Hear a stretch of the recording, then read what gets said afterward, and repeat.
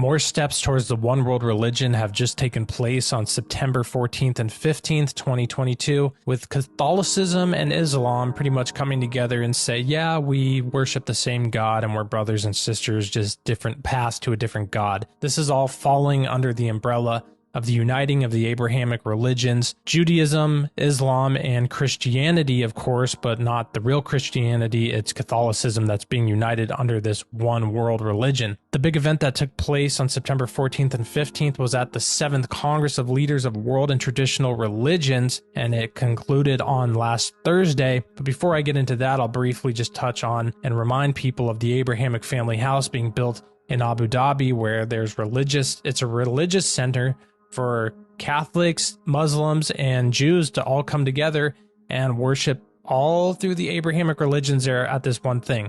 The reason this is important is because 2 Thessalonians 2:4 tells us that the Antichrist will demand the worship of himself and his image from everybody, and anyone who doesn't worship him, these people will die. Actually, they will become martyrs, because the only people who won't worship him will be true believers in Jesus Christ, which is not mentioned by Pope Francis at any of these big meetings. So let me read a little bit from this article about it. The world religions leaders today adopted the Human Fraternity document signed by His Eminence, the Grand Imam of Al-Azhar and Chairman of the Muslim Council of Elders, Dr. Ahmed Al-Taib, and His Holiness Pope Francis, their name, not mine, of the Catholic Church in Abu Dhabi in 2019.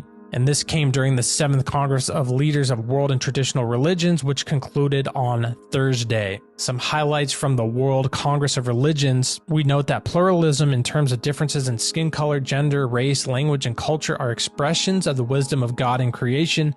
Religious diversity is permitted by God, and therefore any coercion to a particular religion and religious doctrine is unacceptable. So, as you can tell, they're not saying here at these events that Jesus Christ is the Son of God, the Messiah, the only way to heaven, because that would contradict Islam and Judaism. So it's uniting. Everybody's giving up the truth here. They're all just coming together to get along, to give up the truth, which is that salvation is found through Jesus Christ alone. Back to the article, it says, we recognize the importance and value of the document of human fraternity for world peace and living together between the Holy See and Al-Azhar al-Sharif. And then they mention 2 different documents that were resolved and signed into place by the UN General Assembly, as well as the Makkah Declaration adopted in Mecca in 2019.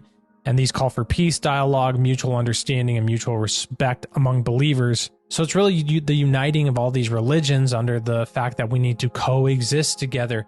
And yes, of course, we need to coexist together. But the problem here is that they're starting to aim it towards we serve the same God. We worship the same God. You know, these Abrahamic religions are just different expressions of God to different people. And that's an absolute lie. The Jewish people are stuck in the old covenant, not accepting the new covenant. Islam is clearly, the Quran was written 600 years after the Bible, and they're clearly ripped off stories Muhammad ripped off and manipulated to create his own religion in the same region from the same stories. I mean, Muhammad even demanded that the original manuscripts for the Quran be destroyed. Why would he demand that? Because to cover it up, obviously. So the one truth is found within the biblical text alone, within the Old and the New Covenant mixed together, the New Covenant, salvation through Jesus Christ alone. So really it was this document of human fraternity. It was signed by the Pope and this Grand Imam and adopted at the 7th Congress of Leaders of the World and Traditional Religions in Kazakhstan. It's the uniting of the world under a one world religion that the Antichrist will be the head of eventually. A glimpse of the 7th Congress of Leaders of World and Traditional Religion. Here's from Vatican News, and I was reading through this article and noticed something interesting, that Congress, the 7th Congress of Leaders of World and Traditional Religion, came to life in 2003 in the wake of the tragic September 11th attacks of the United States and following Pope John Paul II's second Spirit of Assisi meeting in 2002.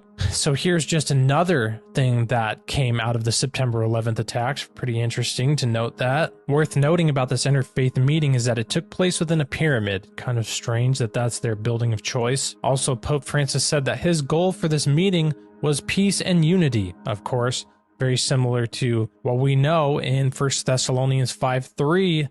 Peace and security is what they'll be saying, and then sudden destruction comes on them like labor pains on a pregnant woman, and they will not escape.